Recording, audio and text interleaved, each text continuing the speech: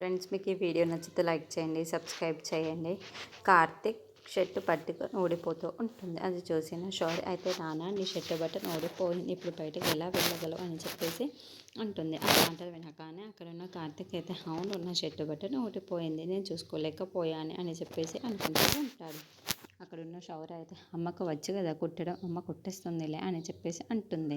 ఆ మాటలు వినగానే అక్కడున్న దీప అయితే ఒక్కసారిగా షాక్ అయిపోయి, లేదు లేదు, నేను వంట చేయాల్సి ఉంది, నేను వంట చేసుకోవాలి అని చెప్పేసి అంటూ ఉంటుంది.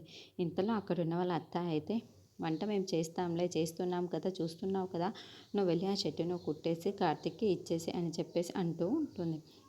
ఆ మాటలు వినగానే అక్కడ ఉన్న దీప అయితే ఒక్కసారిగా షాక్ అయిపోయి, మీరెందుకు వంట చేస్తున్నారు, నేనే చేస్తాను వంట అని చెప్పేసి వంటగదిలోకి వెళ్తూ ఉంటుంది.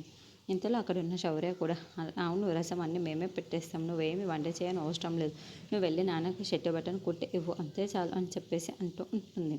ఇంతలో అక్కడ ఉన్న కార్తీక్ అయితే చాలా కోపం వచ్చేసి, మీరు రసం పెట్టుకుంటారు, అన్నం పెట్టుకుంటారు, ఏదైతే అది పెట్టుకోండి, మీరు కుడతారా లేదంటే నన్ను కుట్టుకోమంటారా, ఒక సూది దారం ఇచ్చేస్తే నేనే కుట్టుకొని ఆఫీస్కి త్వరగా వెళ్ళాలి, నేను వెళ్ళి వస్తాను అని చెప్పేసి అంటూ ఉంటాడు. ఆ మాటలు వినగానే అక్కడున్న దీప అయితే మౌనంగా చూస్తూ ఉండిపోతుంది.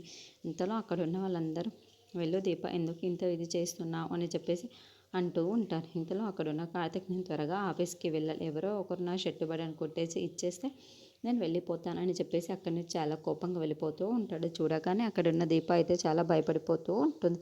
ఇంతలో అక్కడున్న వాళ్ళ అత్తయ్య అయితే, వెళ్ళు ఉంటుందంట, వెళ్ళి షర్టు బటన్ కుట్టేసి వాటికి పంపించేసి అంతే కదా అని చెప్పేసి అంటుంది.